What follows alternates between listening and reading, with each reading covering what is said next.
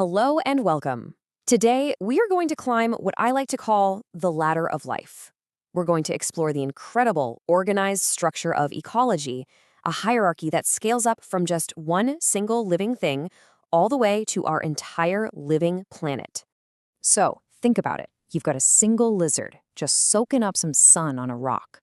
How does that connect to the massive global systems of our world? Well, that's the exact journey we're taking today. Scaling up, level by level, to see how everything really does fit together. Okay, first things first, let's get our definition straight.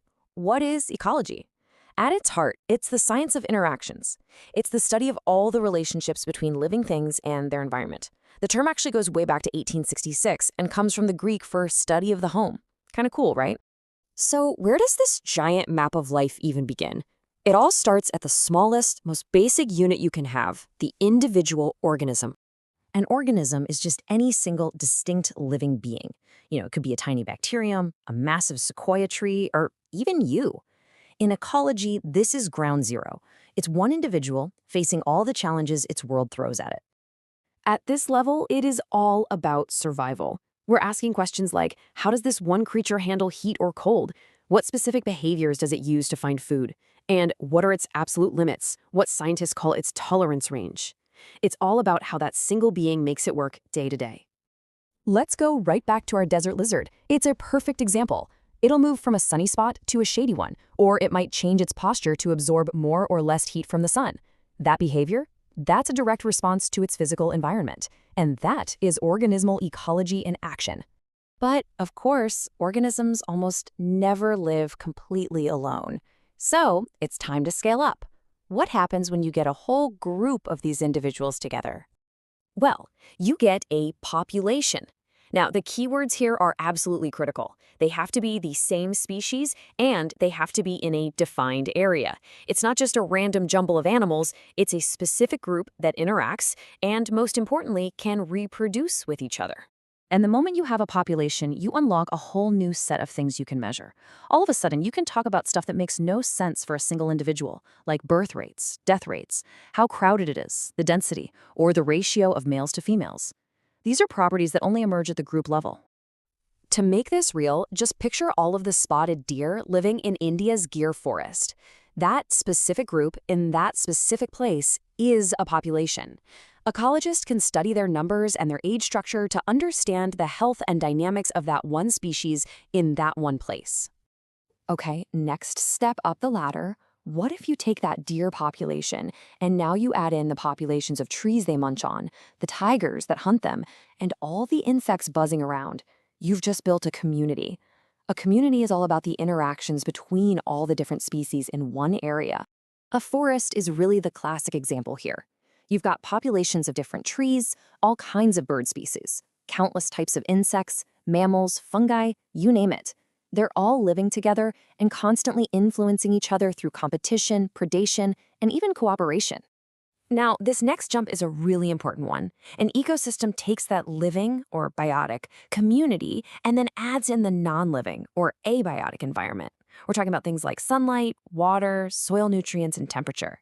This is so crucial because now we're looking at the whole picture, how energy and materials cycle through the entire system, connecting both the living and the non-living parts. A simple pond is a perfect, self-contained example of an ecosystem. You've got the biotic community, the fish, the algae, the bacteria, and then you've got the abiotic factors, the water itself, the sunlight hitting the surface, the minerals down in the mud. They're all completely linked. All right, so we've gone from a single lizard all the way up to an entire pond ecosystem. Now, let's zoom all the way out and look at this from a planetary scale. This brings us to the biome. So think of a biome as a massive community of plants and animals that covers a huge geographical area. And the number one defining factor? Climate. It's the long-term patterns of temperature and precipitation that determine what kind of life can actually thrive there. And this is what gives us those distinct world regions that we all recognize, right? You've got the hot, wet tropical rainforests, the huge open grasslands, the dry, arid deserts, and the cold, harsh tundra. Each one is a different biome, defined by its climate and the life that's adapted to it. And finally, we have reached the summit of our hierarchy, the biosphere. This is the big one. It is all of life on Earth and all the parts of the Earth where life exists, from the deepest oceans to high up in the atmosphere. It's the grand total of every single ecosystem, all interacting with the planet's air, water, and land. So we've climbed the entire ladder. We've gone from the individual to the whole planet. Now let's just pause for a second, look back down, and lock in some of the most critical takeaways this whole perspective gives us. So here it is, our whole journey laid out.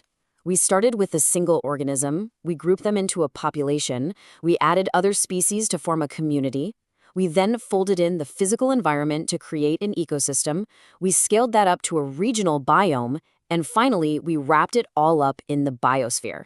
See? Each level just logically builds right on top of the one before.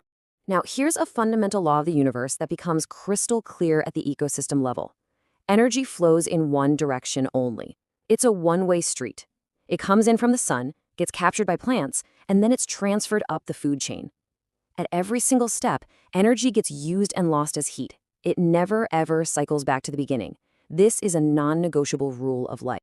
All right, let's clear up a couple of common spots where people can get a little tripped up. First up, population versus community. Just remember, a population is always about a single species. A community is always about multiple species interacting.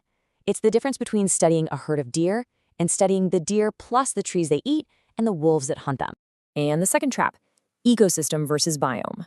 An ecosystem can be any size. Remember our pond? It could even be a puddle.